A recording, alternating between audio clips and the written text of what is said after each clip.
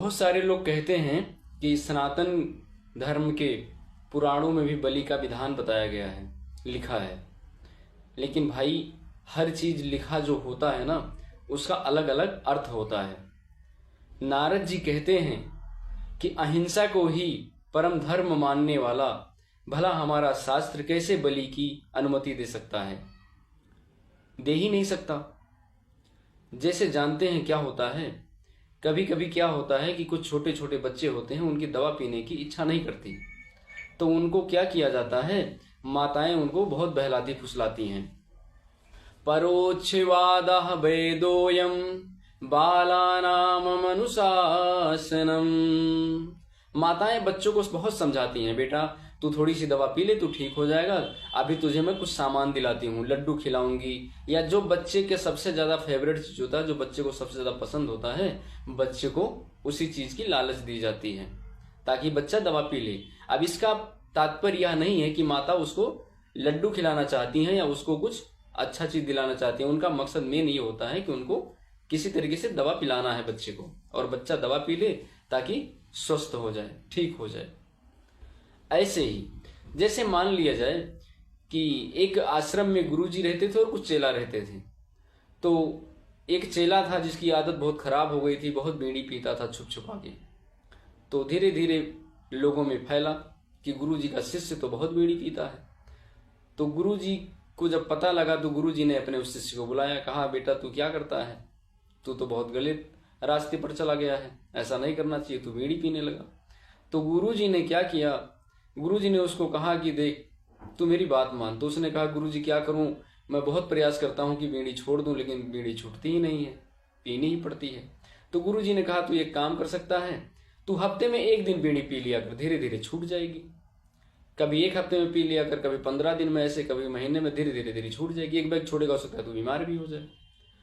तो उसने स्वीकार कर लिया। गुरुजी कहा कि गुरुजी आप बहुत अच्छी बात बता रहे हो, कोई बात नहीं, मैं हफ्ते में एक दिन पीऊंगा। जब हफ्ते का लास्ट दिन आया, रविवार आया, तो उसने रविवार के दिन क्या किया, गुरुजी के और जो शिष्य थे सबको बुलाया, कहा आज के दिन सभी लोगों को बीड़ी पीना चाहिए, अनिवार्य है। बीड़ी पीने के बड़े फायदे हैं, अनेकों प्रकार के फायदे गिनाने लगा। सब ने कहा भैया कहीं लिखा है क्या बीड़ी पीने का बड़ा फायदा है? कहा हाँ हाँ, लिखा नहीं है, क्या कोई जरूरत है कि सारी चीज लिखी हो? गुरुजी ने कहा है। अब तात्पर्य देखिए क्या है, गुरुजी का समझाने का मतलब क्या था कि ये धीरे धीरे एक एक हफ्ते में एक बार पिएगा, फिर 15 दिन में पिएगा, महीने में पिएगा, ऐसे छूट जाएगी। धीरे धीरे एक बैग मत छुड़ाया जाए।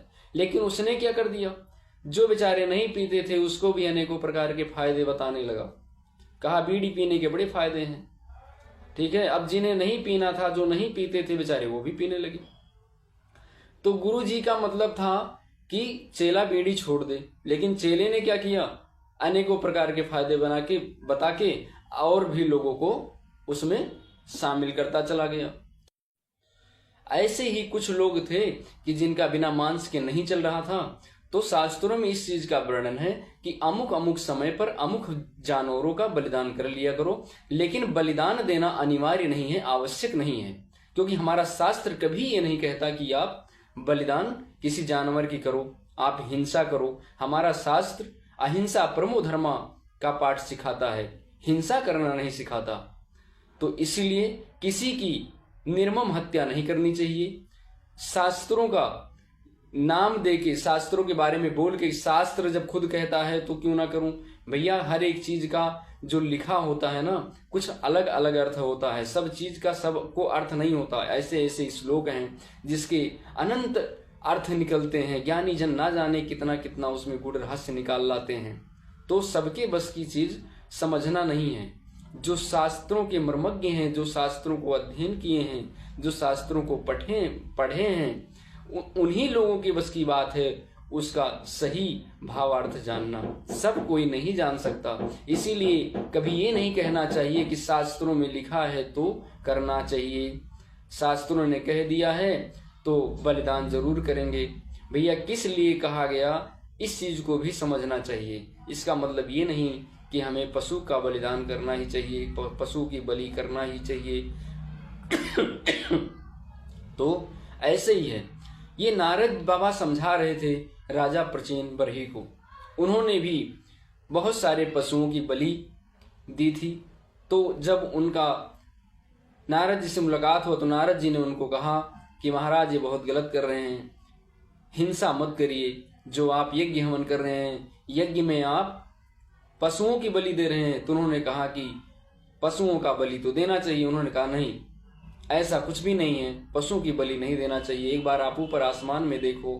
तो जब देखे तो सारे पशु उनको देख रहे थे कि कब मौका मिले, कब ये आए, इससे बदला लूं, कब ये मरे। तो राजा प्राचीन बरही देखकर घबरा गए, बोले महाराज बला गलत हुआ, अब मैं क्या करूं, ये तो सब मुझे बड़ी तिरछी नजर से देख रहे हैं। तो कहे यही काम जो किए हो तुम, ये नहीं करना चाहिए। तुमने जो जानवरों को, निर्दोष पशुओं की हत्या की है, ऐसा नहीं करना चाहिए, ये सब मत करो।